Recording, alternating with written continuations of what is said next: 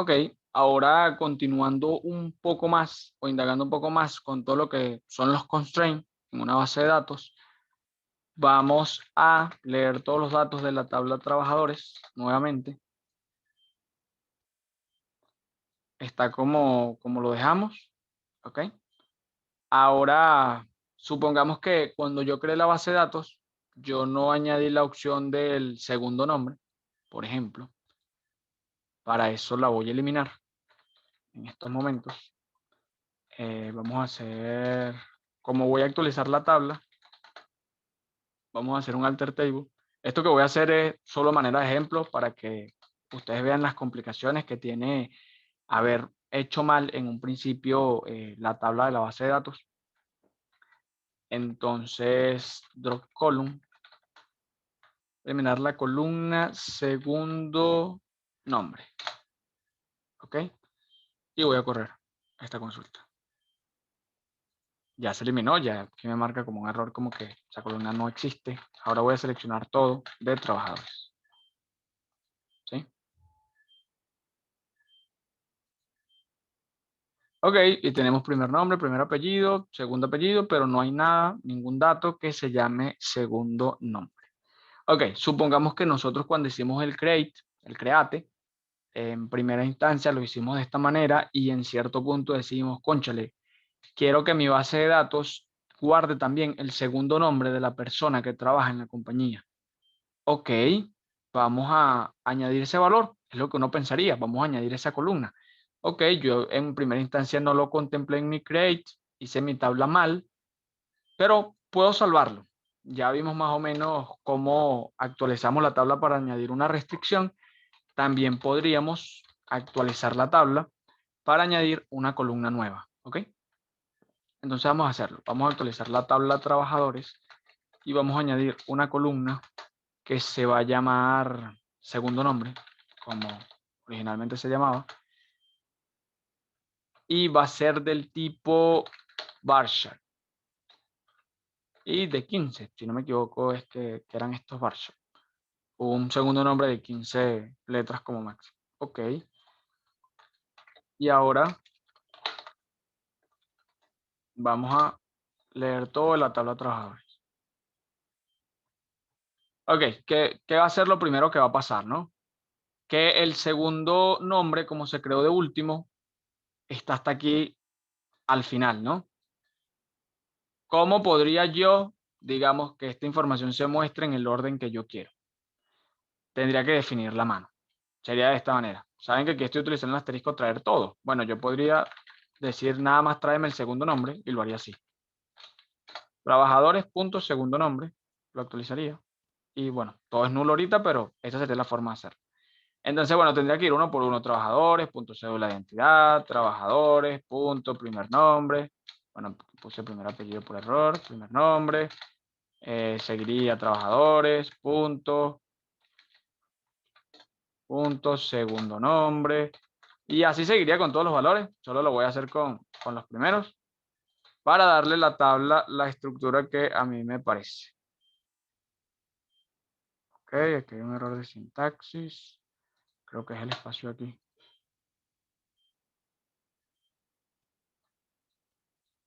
¿Cómo se no existe a trabajadores? Punto, segundo nombre.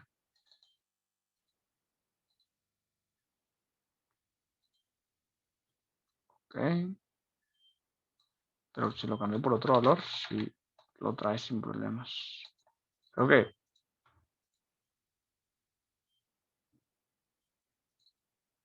Ok, me faltó la coma aquí arriba, con razón. Punto, segundo nombre. Ok, vamos a ejecutar aquí. Listo. Y me lo trae en la estructura como yo quiero. Pero, ok, añadí una nueva columna, segundo nombre, ya puedo guardar los valores con el update, como lo mostramos anteriormente. Pero supongamos que aquí yo tuviese guardado 10.000 trabajadores, 5.000 trabajadores, tendría que ir actualizando uno por uno. Aparte de eso, este segundo nombre es nulo. O sea, el haber modelado mal la tabla en un principio me ha traído consecuencias que arreglarlo es, digamos, bastante delicado, es bastante trabajoso y va a requerir una gran cantidad de tiempo, aparte de que tratar de no registrar información incorrecta, ¿no? Anteriormente, bueno, arreglamos lo del valor único de la cédula gracias al constraint, pero bueno, ahora agregando este segundo nombre, que hipotéticamente no lo habíamos hecho al principio y lo queremos hacer ahora, me ha traído varias consecuencias. ¿Qué podemos observar aquí? Primero, cuando creo una nueva columna, todos los valores de esa columna son nulos. ¿Una persona puede no tener segundo nombre? Normalmente no. Entonces yo debería restringir, crear una restricción para que aquí todas las personas tengan un primer nombre, un segundo nombre, al menos, ¿vale? Y de paso, que estos valores no sean nulos, como que eso lo hago con la restricción que ya mencioné. Y aparte de ello, aquí podemos ver otra cosa. Digamos, la manera de nosotros tener acceso a los trabajadores es principalmente por la cédula de identidad, porque puede pasar que dos personas se llamen igual. Poco común, sí, pero puede pasar. Y la cédula de identidad es lo que sabemos, no se va a repetir. Pero ¿qué pasa si la cédula de identidad yo la escribo mal y después quiero actualizarla? Supongamos que, bueno, la cédula que era de Juan se la puse a Carlos y la de Carlos a Juan. Allí pueden pasar una gran serie de enrollos y eso luego lo vamos a ver, se va a relacionar con otras tablas, con otra información y va a partir de un dato que inicialmente se hizo mal. Puede haber otros procesos que están internamente surgiendo en la base de datos que son también llamados trigger, que en este momento no lo vamos a ver porque es más avanzado de lo que se va a ver en la materia. Entonces, trae muchos inconvenientes el haber diseñado originalmente la base de datos mal. Entonces, ¿cuál es la sugerencia? Que cuando desarrollemos y vayamos a crear una nueva tabla, tengamos en cuenta todas estas premisas. ¿Qué valores no pueden ser nulos? Que lo vamos a hacer con una restricción. ¿Qué valores no se pueden repetir? Y lo importante que es añadir en la mayoría de tablas, por no decir en todas, un atributo ID que sea el principal dato relevante de la información que yo registre. Entonces, bueno, como les dije, actualizar esta tabla de trabajadores ya se ve trabajoso, tendría que ir uno por uno actualizando los nombres y como tenemos pocos datos, yo me podría dar el lujo de hacer esta tabla de nuevo, cosa que no podrían hacer ustedes si, bueno, están trabajando con una base de datos que tendría 10.000 registros, ¿vale? Porque, bueno, habría un inconveniente allí, van a borrar la data de 10.000 registros. Entonces yo sí puedo hacerlo porque yo recuerdo exactamente qué tenía aquí. Pero bueno, vamos a crear esta tabla de trabajadores como en un principio debimos haberla creado. ¿Sí? Entonces, esta tabla de trabajadores, yo voy a renombrarla y le voy a poner trabajadores equivocados. Noten como aquí, aunque yo lo estoy haciendo manual, esta es la manera como se actualizaría el nombre, alter table, trabajadores, renombrar a trabajadores equivocados. ¿Sí? Y ahora vamos a crear la tabla trabajadores como debió haberse creado en un principio. Entonces ponemos create table trabajadores con un campo cédula de identidad que va a ser del tipo entero y va a ser único, un ID, ¿sí? Que va a ser el identificador de la persona, que va a ser del tipo serial. ¿Qué quiere decir serial? Este es un nuevo tipo de datos que va a ir aumentando. Cuando yo agregue a una primera persona que se llame Carlos, su ID va a ser 1. Cuando yo agregue una segunda persona que se llame Juan, sin yo haberlo indicado, el serial va a buscar el número siguiente. Entonces va a ser 2, 3, 4 y así sucesivamente. ¿Ok? Y volvemos a lo que ya habíamos dicho. Primer nombre va a ser un varchar de 15, que recordemos es texto. Y esto se iría duplicando.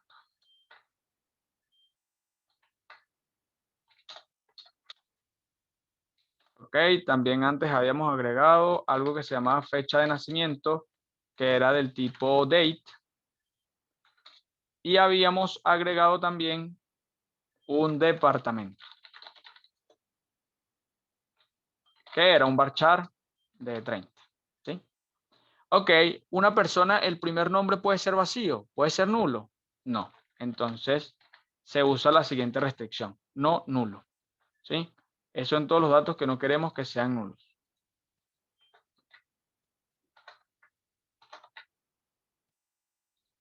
¿Sí? La fecha de nacimiento no puede ser nula tampoco. Una persona tuvo que haber nacido en algún lugar. Y el departamento no debería ser nulo. Pero, ¿qué pasa si contraté a una persona, pero aún no tengo el área donde la voy a poner exactamente? No parece conveniente, pero podría pasar. Puede ser, depende del negocio, qué sé yo. Entonces vamos a dejar que el departamento en primera instancia no se guarde. Por ejemplo, una persona en un principio fue pasante, bueno, no tenía un departamento asignado mientras dábamos las inducciones por una semana. Luego sí va a ser contratado en una empresa, fino. Entonces, bueno, luego una semana yo le voy a asignar a él el departamento en el que toca. Esto no es recomendable que lo hayan manejado así en la base de datos, pero bueno, para poner un ejemplo. Ok, y aquí vamos a hacer otra cosa que mostré en la presentación, que es en torno al create. Y es lo que se conoce como llave primaria, ¿sí? Nosotros cuando tenemos tablas de este estilo, nosotros necesitamos un identificador, ahorita lo creé como ID, que me permita, digamos, encontrar esos valores en otras tablas como tal.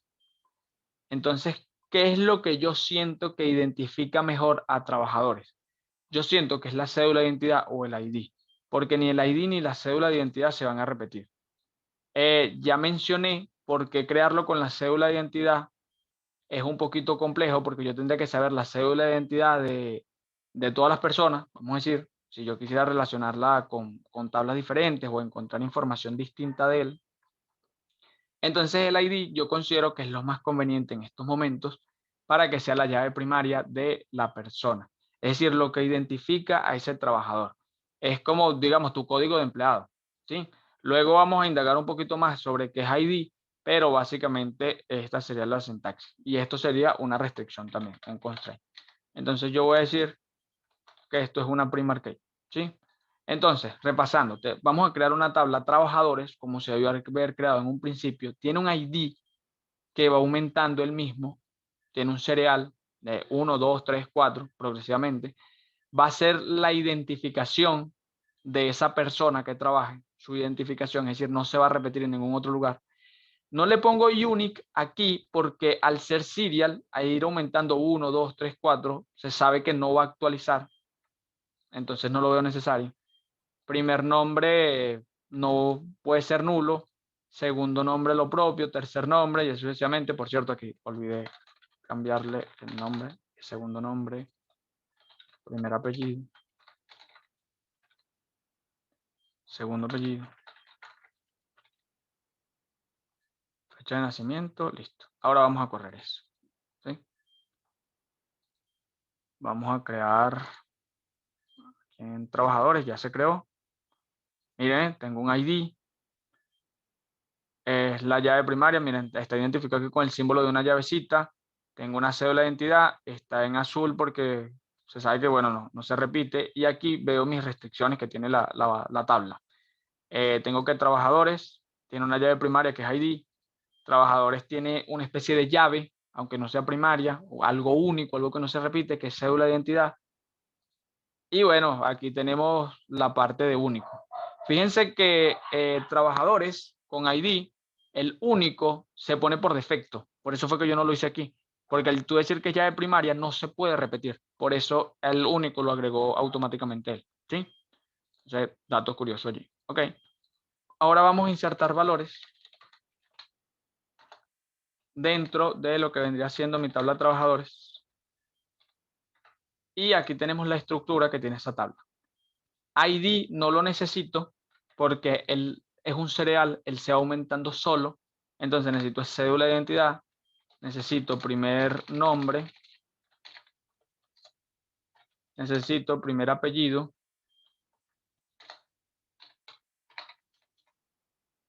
necesito segundo apellido, necesito fecha de nacimiento, necesito el departamento y aquí los valores que voy a ir agregando. ¿Ok? En cédula de identidad, bueno, volvemos a lo mismo. 34, 532, 231, más o menos. Carlos es Aquí lo puse mal, aquí debió ser segundo nombre como siguiente. Primer nombre, primer apellido, segundo apellido, fecha de nacimiento, departamento. Ok, Carlos, Antonio. Primer apellido Def, segundo apellido Destos, más de lo que en esencia ya conocemos que podemos hacer. Año de nacimiento, vamos a poner en 1992, mes 12, primero. ¿Y el departamento donde trabaja? Recursos humanos. Corremos. Se corre satisfactoriamente. Voy a copiar esto porque no quiero volverlo a escribir, es tedioso. Entonces voy a traer todo de trabajadores. Y aquí lo tengo. Carlos Antonio, Deftos, la fecha de nacimiento y el departamento, recursos humanos. ¿Ven cómo el ID se creó en uno al principio? Ok, voy a agregar otro valor.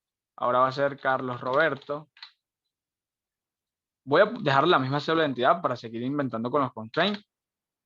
Y no voy a agregarle nada a departamento. De hecho, ni siquiera lo voy a considerar aquí en el insert. Y lo corro. No puedo porque la cédula se repite. Ok, voy a agregar una cédula 2. Ahora lo voy a correr. Copio de nuevo. Y ahora voy a traer todos los datos de trabajadores nuevamente.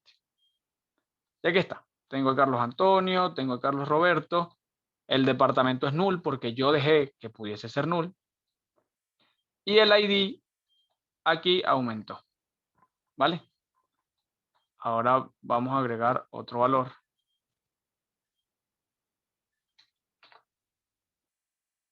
Voy a poner aquí 3.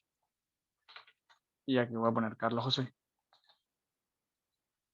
Lo copio. Y ahora voy a traer todo otra vez de trabajadores. Entonces, tengo a Carlos José de último.